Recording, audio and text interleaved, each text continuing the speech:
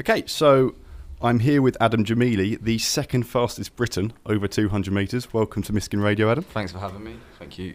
So, firstly, how many times have the words London 2012 been put to you since that amazing summer? More than I can count, I think. Yeah. Well, but London 2012 was something I think a lot of people are never really going to forget. It was an amazing experience. More so for me, I think, because I was actually be able to take part and actually go and experience the athletic side of things. But yeah, it's what everyone wants to talk about, and that's fair enough, because it was one of the biggest sporting events I think this country's ever seen. Is it possible to describe it in one word, like your experience of it? In one word, unforgettable. For me, yeah, it's just unforgettable. Every experience, from just going to the kitting out up in Loughborough to when we went to warm weather training just before, when we flew back in, the reception we got at the airport, the atmosphere when we were driving through London. You could see all the Olympics and stuff, and you just remember every little detail. So yeah, it was unforgettable for me. And you narrowly missed out on a 100-metre sort of home Olympic final after coming third in the semi. I say narrowly. It was 0.04. Yeah. So to you, is that a long time? 400ths of a second.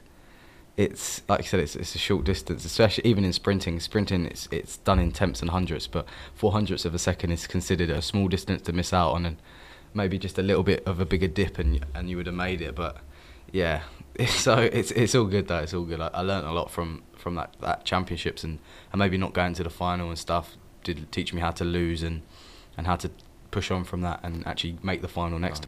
What do you mean teach you how to lose? I think all athletes, as a junior, when you're a junior athlete, which I was in 2012, you probably win 95, 100, pretty much all your races. Then when you get to a senior level, you're really only going to win 20, 30% of your races, if that, while you're a youngster. So you got to learn to lose and how to recover from that and not get down from it and it affect your whole season and start feeling sorry for yourself. You need to just take it on the chin, pick yourself up and move on again, and learn how next time I race, I'm not going to be in that position where I'm feeling like this. And yeah, it teaches you stuff like that. And to do it in front of a home crowd at the Olympics, I don't think there's a bigger place that I could have learnt to lose. And of course you didn't get off to the greatest start, not on the track, right, but your face. Your Olympic Park pass had another man's head on it. Yeah. How did that happen? We just arrived from, we were out in Monte Gordo and we arrived from the airport, and they were giving out the Olympic passes and saying, this is what you're going to need to get into the village. And literally they gave me mine, and it was another guy's face, and it was my name, my details, everything was on it. I remember I took a picture of it and I put it on my Twitter, and I think within 20 minutes it must have had about 400, 500 retweets or something like that. BBC, like all the news channels wanted to get involved, and we arrived at the village, and we arrived about an hour later, and I just remember that the head of Team GB came down, and I was like, they were like, I could see I was in a bit of trouble for putting it online because they messed up and stuff, but they sorted it out. They shredded the accreditation. I wish I could have kept it because it would have been a good memory, but they shredded it and gave me a new one and stuff. But yeah, it was interesting. Did you ever meet the man who? Do you even know who it was? I have no clue. But it would have been nice to shake hands with him and be like, I was you for a bit. Are there sort of psychological games going when you line up at your marks? Because it looks like it's kind of chests out, I'm going to have you all. And then you look at Bolt, who's just giggling, and dancing. When you're Usain Bolt, you've got that much confidence in your ability. You don't need to be intimidating other people, and I think that is his intimidation. When other athletes see that he's chilled out, relaxed, and not exactly getting himself so tense about it, people think, oh my God, why can't I be like that? I'm so tense, and that's what I try to be like on the start line. And it starts in the call room really, when a room you go into, just the athletes just before the race, just inside the stadium, you can hear the stadium noise, and everyone, there's no speaking in the call room, and everyone's tense, everyone's on edge, and that's when the psychological games start. I don't really get involved in it. I just sort of put my head back, close my eyes, and just pretend to get in the race. And then on the start line, there's 100 metres or 200 metres, two big sprint events. It's a lot of testosterone there, and you've got to try and learn to deal with that and not be intimidated by other runners. Realise that you've done the work that they've done. You've done the same training. You've earned your place to be on the start line, and when they says on your marks, it's complete silence, and then you get down into your blocks, and you can just hear your heartbeat going, and you can hear everyone else on the line's heartbeat going, and it's weird when you've got an 80,000 crowd like at the Olympic Stadium, and it just falls silent within a few seconds, and you think, oh my god, right, what am I going to do? I've got everyone looking at me. Don't mess up, and you've just got to try and do what you do every day in training, and just try and explode out. And then the finish line looks so far away when you're crouching down at 100 meters. You think, oh my god, I've got to get all the way there. And he says set, and you just try and clear your mind, and try and relax all your muscles. When he says go, there's not really many athletes that can, in a tense race, that can really remember the race, because it's so. You're just so on edge, and you're so driven by what you've got to do. There's no time to think. You just go. You're just at the line, and you're just running.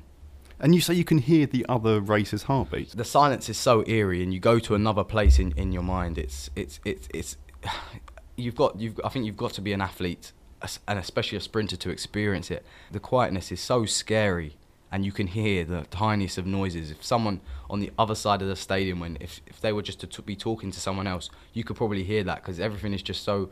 It's a weird thing. It's hard to describe. Just try and cancel all of that out and just run. I think Bolt should kind of take it a step further, and when you all go down, he whisper, "They said go." That would be funny, wouldn't it? Or just give everyone a head start. Just be like, "Go on, guys," and then go like a second later and just batter everyone.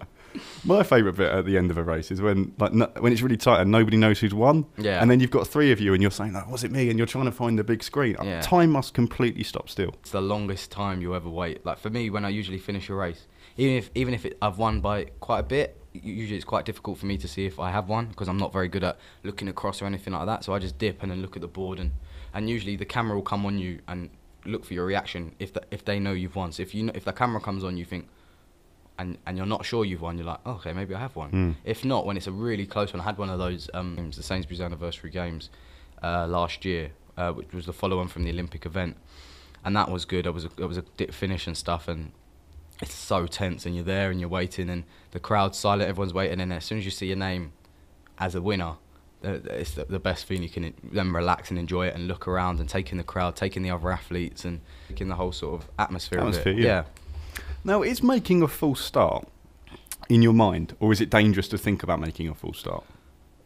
Yeah, but I've never really been in that position where I've had a false start in a race, and as a young athlete, you do have to prepare yourself for that, and you just try not to think about it. You just try and we train every day. We do block sessions 2-3 times a week maybe, and you just got to get it right there. If you're not getting it right there, then you're not going to get it right in a race. There is pressure not to false start. You can see, especially if someone else has false started before you. I think you can probably see that on start. Everyone's quite tense, and with me, I'm not the best starter anyway. My reaction isn't always brilliant, but yeah, it can be very tense, and it can be very hard to sort of lose concentration and then just go just because you're in that position. And it's a very awkward position when they say set and you're up and you're sort of falling forward, and you've got to try and stop yourself, and then when he says go, you've got to then throw yourself forward, and you are falling, and it's just basically how you catch yourself. So if you time that completely wrong, then it can mess up your whole race, and like I said, you can false start and get disqualified. And is it really important it might sound really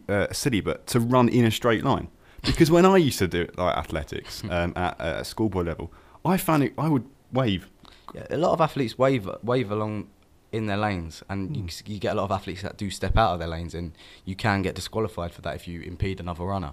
For me, I've never really had to think about it, and probably now you said it, now I'm going to go back to the track and think, wait, how am I doing that when I just run straight? Because it's quite a hard thing to do, but yeah. I just never really think about it. I don't think many of the other athletes think about it. I think when you're going at that speed, it just sort of naturally happens. Your brain sort of thinks, all right, let's just keep you in a straight line. And now, if you had to lose your football boots, because obviously you started off in football, yeah. If you had to lose your football boots or your Nando's loyalty card, what would it be? Because you like a Nando's. I love a Nando's. They're quite healthy though, aren't they? Yeah, they are healthy. If you get the right food, if you don't eat the garlic bread and the chips and stuff like that, you eat the sensible stuff you eat. When I go, I get the chicken, macho peas, ratatouille, and I'm sorted. Maybe some chicken wings, and I'm cool. I don't know. That's a difficult one. That's a very difficult question. Football and Nando's. I don't know. I think I don't know what I do. I don't know. That's too hard a question to answer. I left it at the end because I knew it was going to be the toughest question. Yeah, that's a very difficult question to answer. I'm not too sure what I do. All right, then. Well, thank you very much for coming into Miskin Radio today. Have you enjoyed it? Yeah, it's been good fun. Thanks for having me.